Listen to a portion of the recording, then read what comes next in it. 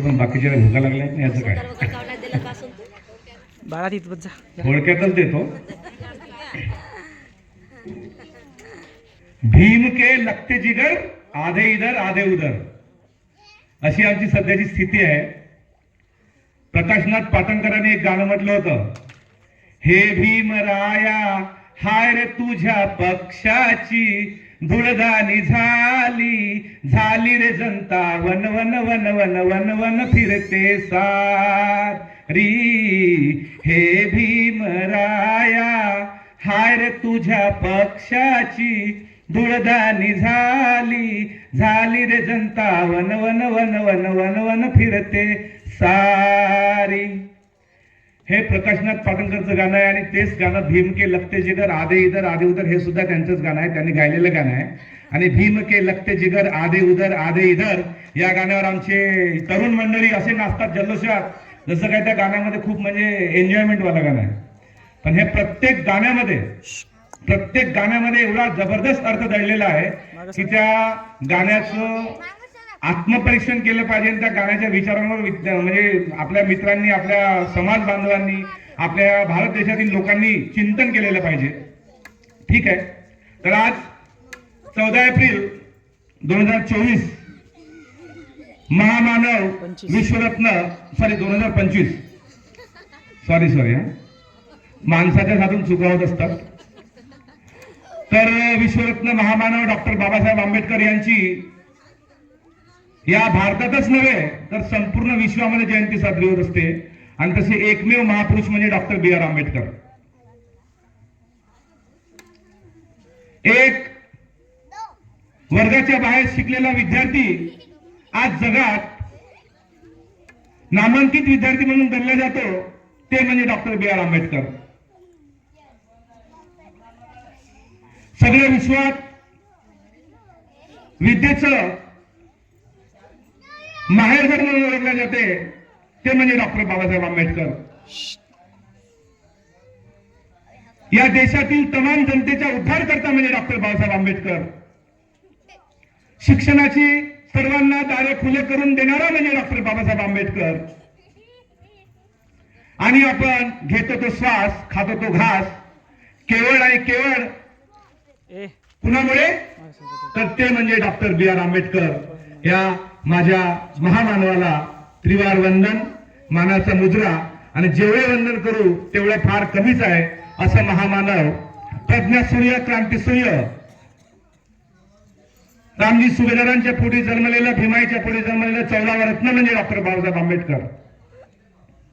नुकताच मी 9 तारखेला त्यांच्या जन्मभूमीमध्ये, जिथं डॉक्टर बाबासाहेब आंबेडकरचा जन्म झाला, अशी त्यांची जन्मभूमी म्हणजे महू गाव, आताच आंबेडकर नगर, त्या महू गावाचं नॉमेनक्लेचर झालेलं आहे, नामकरण झालेलं आहे. त्याला आंबेडकर नगर म्हणून नाव दिलेलं आहे. नुकताच मी त्या महू गावावरून 9 तारखेला आलेलो आहे.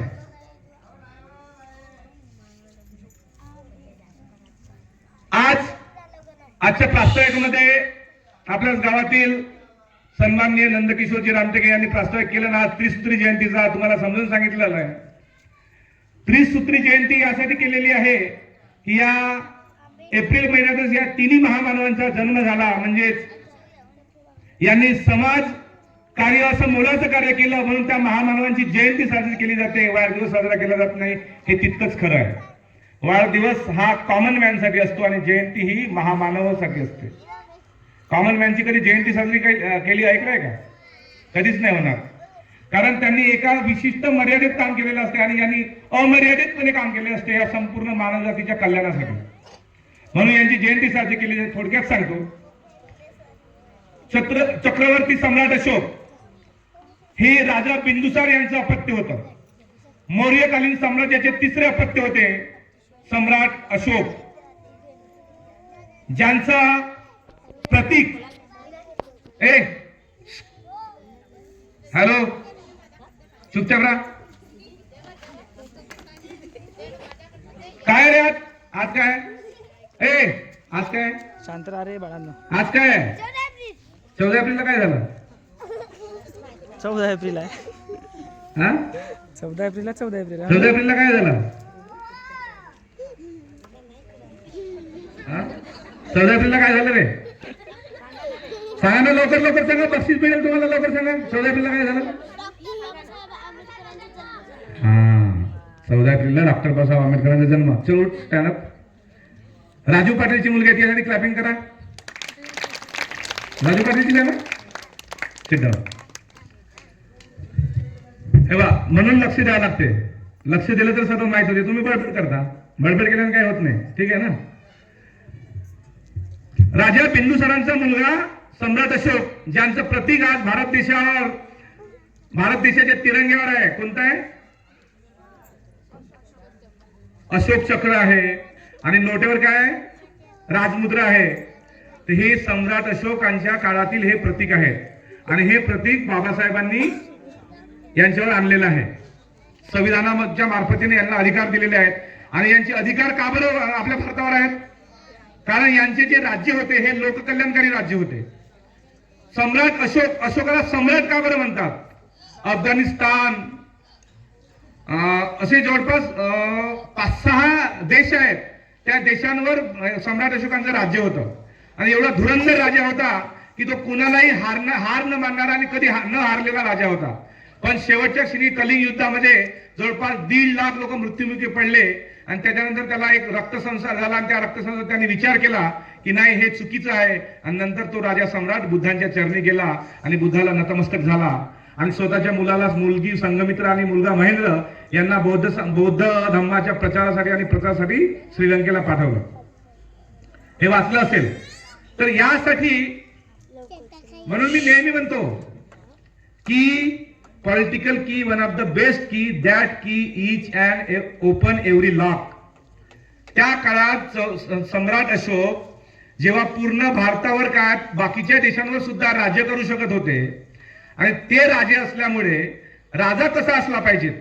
राजाचे 2 प्रकार आहेत. आताचा राजा कोण आहे? आपल्या भारतामध्ये जरी लोकशाही आहे तरी हिटलरशाही सारखे विचार सुरू आहेत की नाही? राजा कसा असला पाहिजे? राजा जर लोकाभिमुख असेल तर त्या राज्यातील लोकांचं जे जीवन आहे ते अतिशय सुजलाम आणि सुफलाम असते.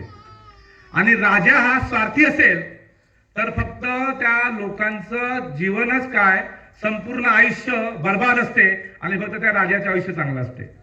पण ऍट दॅट टाइम सम्राट अशोक राजा हा असा राजा होता जो लोकाभिमुख राजा होता. त्याच्यामुळे भारत देशाला एक सोने की चिडिया म्हणून संबोधलं जायचं. काय संबोधलं जायचं? भारत देशाला एक सोने की चिडिया. याचा अर्थ काय? या भारतामध्ये का सोन्याच्या चिमण्या होत्या का? कारण हे विचारांनी एक सुजलाम सुफलाम असं राष्ट्र होता आपला भारत देश. आणि त्या काळामध्ये अशोक सम्राटांनी तक्षशिला, नालंदा असे खूप मोठे विश्वविद्यालय भारतामध्ये तयार केले होते. आणि त्या विश्वविद्यालयामध्ये जगातील लोक शिक्षणासाठी येत होते. कारण काय? राजा तसा होता. जर राजा चांगला असला तर आपल्या प्रजेच्या सुखासाठी तो भरपूर सारा काही करू शकते. पण राजाची नीतिमत्ताच जर खराब असेल, राजाची जर वैचारिकताच जर खराब असेल तर तो आपल्या जनतेसाठी काहीही सुखद योजना राबवू शकत नाही. त्यांना पिडवणुकीसाठीच तो तयार करत असतो. फॉर एक्झाम्पल 150 वर्ष आपल्या भारतावर इंग्रजांनी राज्य केलं. आपल्या भारतातील लोकांना कसं लुटून घेतलं, भारताला कसं लुटून घेतलं हे तुम्हाला इतिहासात वाचायला मिळालंच असेल.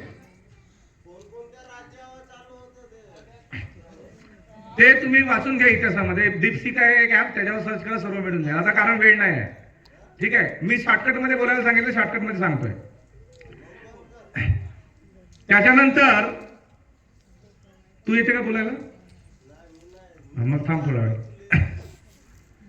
त्याच्यानंतर महात्मा फुल्यांनी सुद्धा, महात्मा फुले कोणत्या जातीचे होते? माळी समाजाचे होते. ह्या माळी समाजाचे असताना सुद्धा महात्मा फुल्यांनी हे जे समाजावर जे अन्याय अत्याचार होताना दिसले, याची त्यांना जाणीव झाली. आणि त्या महात्मा फुल्यांनी समाजावर अन्याय अत्याचार दूर होण्यासाठी प्रयत्न केला. स्वतःच्या पत्नीला घेऊन शिक्षणाची मुहूर्तमेढ रोवली आणि पुण्यामध्ये 1848 मध्ये मुलींची पहिली शाळा काढली. कारण ह्या ज्या तुम्ही आज बसलेल्या आहेत, आज तुम्ही सन्मानाने कपडे घालत आहेत, सन्मानाने बोलत आहेत, तुम्हाला जे स्वातंत्र्य मिळालेलं आहे ते महात्मा फुल्यांनी 1848 मध्ये ह्या गोष्टी करून ठेवलेल्या होत्या. तरी पण ह्या सनातन रूढी परंपरेमुळे आपण अजूनही अस्पृश्य गणल्या गेलेलो होतो आणि वरच्या जातीतले लोक आपल्याला कमी लेखत होते आणि कमी लेखून आपल्याला ज्या काही अधिकार मिळायला पाहिजे होते, या महापुरुषांनी जे स्वतः अन्याय अत्याचार सहन करून आपल्याला जे खुले करून दिलेले अधिकार ते सुद्धा आपल्याला मिळू देत नव्हते आणि त्यानंतर सुद्धा असंच आपल्यावर अत्याचार होत राहिले. नंतर एक भीमाबाई आणि सुभेदार यांच्या पुढे 14 रत्न जन्मलं आणि पुन्हा हे अन्याय अत्याचार पुसून काढण्यासाठी यांनी जोमाने प्रयत्न केला आणि या सर्वांचे विचार बुद्ध, कबीर, फुले, शाहू हे डॉक्टर बाबासाहेब आंबेडकरांपेक्षा कितीतरी मोठे आहेत. डॉक्टर बाबासाहेब आंबेडकरांनी महात्मा फुलेंना बघितलं सुद्धा नाही, तरी पण त्यांना गुरु मानलं. का बरं गुरु मानलं? बुद्धांना का बरं गुरु मानलं? कबीरांना का बरं गुरु मानलं? याचा आपण सम्यक बुद्धीने अभ्यासून विचार केला पाहिजे की हे बुद्ध, कबीर, फुले, शाहू हे डॉक्टर बाबासाहेब आंबेडकरांचे गुरु का? कारण डॉक्टर बाबासाहेब आंबेडकरांनी त्यांना वाचलं. डॉक्टर बाबासाहेब आंबेडकरांनी त्यांना वाचलं नसतं तर त्यांना गुरुच मानलं नसतं आणि त्यांना वाचलं नसतं तर डॉक्टर बाबासाहेब आंबेडकरांनी एवढी क्रांती केली नसती. म्हणून डॉक्टर बाबासाहेब आंबेडकर काय म्हणतात? वाचाल तर वाचाल, वाचाल तर वाचाल. आपण वाचणं महत्वाचं आहे. वाचाल तर वाचाल, वाचाल तर बोलाल, वाचाल तर शिकाल. ह्या एका निवड वाचण्यामुळे माणसाच्या जीवनामध्ये एवढे अमूलाग्र बदल होत असतात मित्रांनो. म्हणून अतिशय महत्वाचं आहे वाचणं. वाचलं नाही तर अशी व्यर्थ बडबड करत असतो आपण. वाचला तर आपल्याला ज्ञान मिळून जाते ऑटोमॅटिक बाय डिफॉल्ट. कारण वाचतून आपण त्याला ज्ञान मिळते वाचल्यानंतर. आपल्याला जरुरी नाही की इंग्लिशमध्ये वाचलं पाहिजे, मराठीमध्ये वाचलं पाहिजे, हिंदीमध्ये वाचलं पाहिजे. तुम्हाला जी भाषा समजते त्याच्यामध्ये वाचा. सगळीकडे ग्रंथ अवेलेबल आहेत. डॉक्टर बाबासाहेब आंबेडकरांची पुण्य आहे, तुम्हाला वाचण्याचा सुद्धा अधिकार मिळालेला आहे.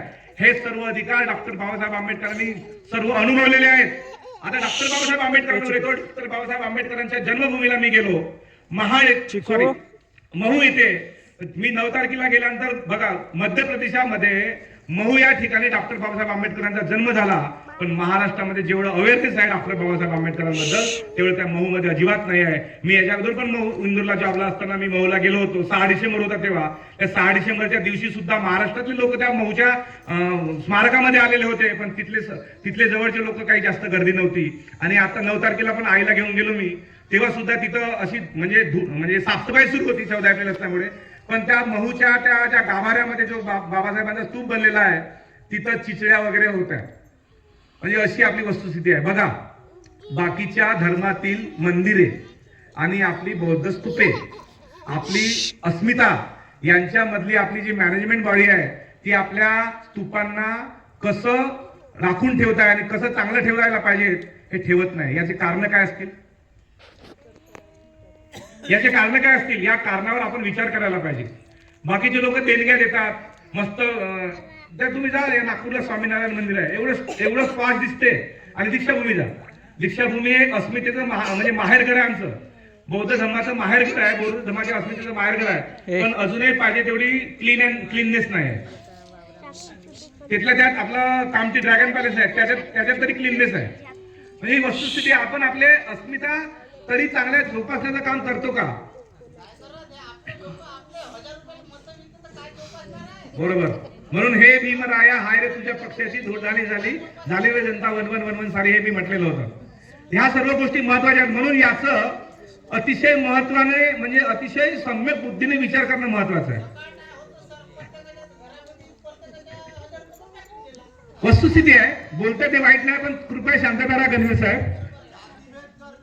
ज्याच्यावर आपण बोलणार आहोत, आपण जेव्हा वेळ येते तेव्हा बोलत नाही आणि वेळ नसते तेव्हा आपण जयंत्या साजरा करतो तेव्हा आपल्याला बसतं इथे बाबासाहेब, गौतम बुद्ध, महात्मा फुले, आपला सम्राट अशोक. अरे तेव्हा कुठे गेले निवडणुकीच्या वेळे तुमचे? हे तेव्हा कुठे गेले?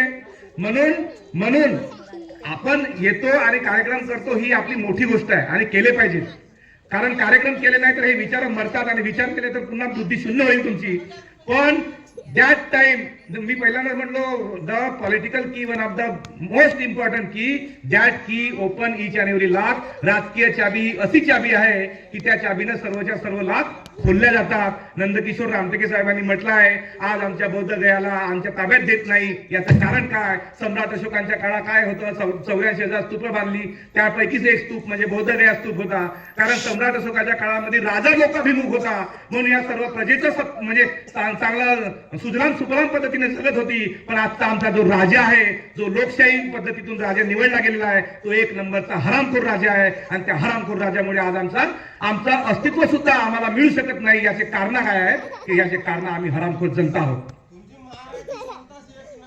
आम्ही याचे कारण आमची हरामखोर जनता आहोत. जर आमची आणि या महाराणी ठेका घेतलेला नाही, या महाराणी ठेका घेतलेला नाही आहे, बाकीच्या जनतेने ठेका घेतलेला आहे. बाकीच्या जनतेने विचार करायला पाहिजे. फक्त अस्पृश्य म्हणजे फक्त महार नव्हे, तेली, माळी, कुणबी ह्या जेवढ्या ज्या जाती आहेत, ब्राह्मण सोडून या सर्व अस्पृश्य आहेत. यांना एवढा पुडका नको यायला पाहिजे की आम्ही वरच्या जाती. काही वरचे बिरचे नाही. बाबासाहेबांमुळे तुम्ही वरचे झाले हरामखोरांनो. बाबासाहेबांमुळे तुम्हाला आज पाणी सुद्धा मिळते. मी एवढंच नव्हे तर 20 मार्चला मी महाडच्या सत्याग्रह, महाडचा जो 14 तळ आहे तिथं सुद्धा मी सर्व फॅमिली घेऊन गेलो होतो फिरायला.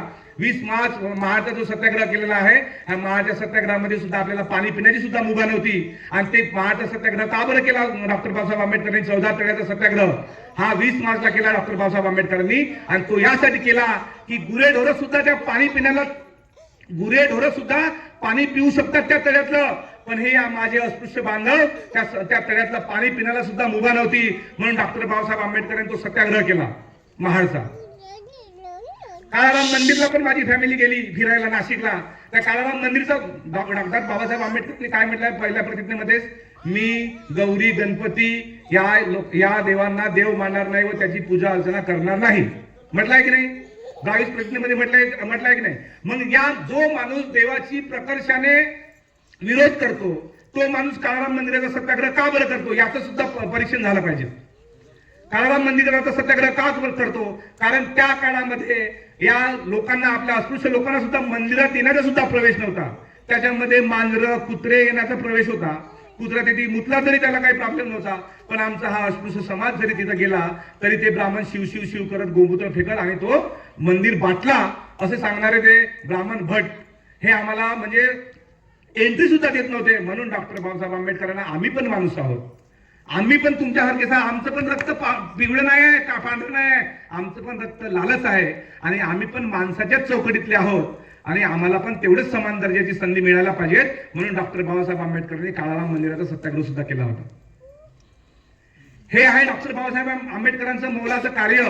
डॉक्टर बाबासाहेब, आम्ही वारंवार सांगतो, डॉक्टर बाबासाहेब हे एका जातीपुरते मर्यादित महामानव नाहीत. आणि बाकीच्या जातीतील लोकांनी सुद्धा डॉक्टर बाबासाहेब आंबेडकरांना वाचायला हवं. मी पहिल्यांदाच म्हटलं वाचाल तर टिकाल, वाचाल तर विचार कराल, पण वाचालच नाही तर काहीच करू शकत नाही. कारण वाचणं महत्वाचं आहे. आणि हे किती सांगितलं तरी काही विषय नाही. जोपर्यंत माणूस स्वतःच्या अनुभूतीवर एखादी गोष्ट अंमलात आणत नाही तोपर्यंत त्या गोष्टीचा त्याला प्रकर्षाने नॉलेज येत नाही. आणि नॉलेज आला तर तो माणूस दुसऱ्याचा नतमस्तक होत नाही. तो माणूस नतमस्तक होत नाही, नॉलेज आलेला माणूस. आणि नॉलेज आलेला माणूस दुसऱ्यांना 2 गोष्टी चांगल्या पण सांगतो. आणि तिसरी गोष्ट, डॉक्टर बाबासाहेब आंबेडकरांची मुवमेंट जी आहे ही कमजोर होताना का बरं दिसते? याचे कारण सुद्धा आहेत. आमच्यासारखे जे समाजातील सुशिक्षित लोक आहेत यांनी अडाणी लोकांना मार्गदर्शन करायला पाहिजे. डॉक्टर बाबासाहेब आंबेडकरांनी काय सांगितलं? दर रविवारी बुद्ध विहारात जा, दर रविवारी बुद्ध विहारात जा. यासाठी सांगितलं का? की बुद्धाकडे जाऊन पाया लागा, बुद्धाच्या जाऊन पाया लागा, माझ्या पाया लागा. डॉक्टर बाबासाहेब आंबेडकरांनी गौतम बुद्धांनी व्यक्तिपूजेला मान्य केलेलं नाही आहे, पण आपण त्यांचा आदर्श म्हणून त्यांना पुजतो हा भाग वेगळा आणि पूजायला पाहिजे. परंतु त्यांचे विचार आत्मसात करणं आवश्यक आहे. निवड पाया लागल्यानं किंवा उद्बत्ती लावल्यानं, हार जळल्यानं काही होत नाही मित्रांनो. त्यांचे विचार जेव्हा आम्ही आत्मसात करून तर नक्कीच बुद्धी सशक्त होईल. आणि सशक्त झालेली बुद्धी कुणासमोर नतमस्तक होत नाही. तर एवढे बोलून, कारण बनकर हे 3 वेळा येत आहेत, कारण होऊ शकते त्यांची बुद्धी तेवढ्यापुरतीच काम करत असेल. म्हणून मी एवढे बोलून वेळ झालेला आहे आणि कावडे बोंबलत असतील पोटात, तर त्याच्यामुळे मी आज माझे 2 शब्द थांबवतो. जय हिंद, जय भारत, जय